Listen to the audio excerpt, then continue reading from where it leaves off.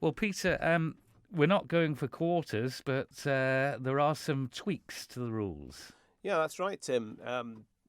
The proposal from the FIH to change all games to quarters wasn't adopted by England hockey at the lower levels, and that equally applies to Manx hockey. So we're sticking with our two 35-minute halves. But there's one or two other changes to the rules which are quite important, but are only minor modifications to existing rules. Well, let's go through those if we can, Peter. Um, And you've got to remember these I've this got to remember afternoon. these, yeah, playing and umpiring this afternoon, so hopefully everybody gets them in their minds. We have tried to publicise them a little bit, and they've been on various social media sites, etc. The first one is there's no longer the option for using what we used to call a kicking back, or an outfield player with goalkeeping privileges. That's now gone. So you either have a fully kitted up goalkeeper, or you have 11 outfield players. And obviously that's been seen in one or two of the, again, international games where maybe a team's a couple of goals down towards the end of a game, they'll bring on 11 outfield players and dispense with the goalkeeper. And usually concede a further goal. And usually concede 2 or 3 further goals, yeah. So no more kicking backs, which makes life a lot easier. It takes a lot of the more difficult parts of the rules out when you're having to consider, was he a kicking back, was he not a kicking back, etc. So it's just 11 outfield players or a goalkeeper and 10. So that's a nice one to start off with. The next one, which is a little bit more difficult to explain for those who don't understand hockey, is the taking of a free hit to the attack when it's within 5 metres of the shooting circle. So obviously recently we had the self-pass law introduced, which enabled the game to be much quicker, so an attacker could take a pass to themselves and get on with it quickly. If they choose to do that with an attacking hit taken within 5 metres of the circle, then obviously any defenders who are within 5 metres can't do anything about it. They're not supposed to interfere with play. That's the whole idea of the self-pass. But if there's defenders within the circle when that's happened, they can stay in the circle, even if they're within 5 metres, because the attacker can't go straight into the circle anyway. The ball has to move 5 metres before it can go in. So the defenders can stay there and shadow, but they can't come out of the circle to encroach within that 5 metres.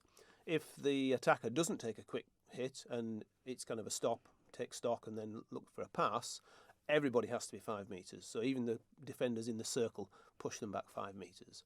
So that's the first one, and it's largely what we were doing, but it's just nice to see it actually put into words in the rules. So that's the one which is going to be, I think, the one we'll have to maybe coach the players a little bit with. So as umpires, we'll be shouting instructions for the first few games to make sure everybody understands that one. Another change that's, again, a little bit of a reflection on keeping the speed of the game up is that if a hit's given to the defending side within their defensive circle, they can take it from anywhere within the defensive circle. They don't have to be exactly where it's taken and in a line up to the top of the circle. So a hit in the D, they can take it anywhere and get on with it quickly. Yeah. And again, largely, some teams were trying to do that anyway in the past, and it means you don't have to pull them up for it, just get on with it, keep the game moving. And there's another one which I think is quite a good one. Recently was introduced the rule that at a penalty corner, if the defending team broke early, one of their defenders had to go to halfway. Yeah. So they then defended the penalty corner with one less player. And if it was the goalkeeper, then they elected a defender to send to halfway. And you could keep doing that. So they could end up, theoretically, just defending the penalty corner with a goalkeeper or nobody. But now they've introduced a rule that kind of tries to level the playing field a little bit, that if an attacker enters the circle early, then you send the injector, the person taking the penalty corner, to halfway, and somebody else has to take it. So it kind of tries to level the playing field a little bit.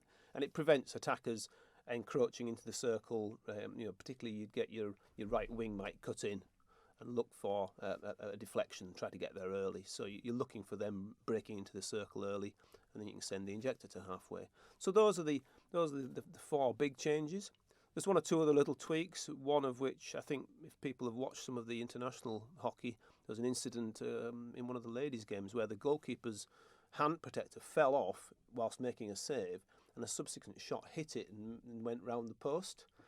And now they've actually put in the rules that would be a penalty stroke. So a piece of equipment, often these face masks Yeah. that people wear at penalty corners, get flung around. If a ball hits one of those and would have gone in, then you can give a penalty stroke. And largely, I think the rules are always being looked at by the FIH.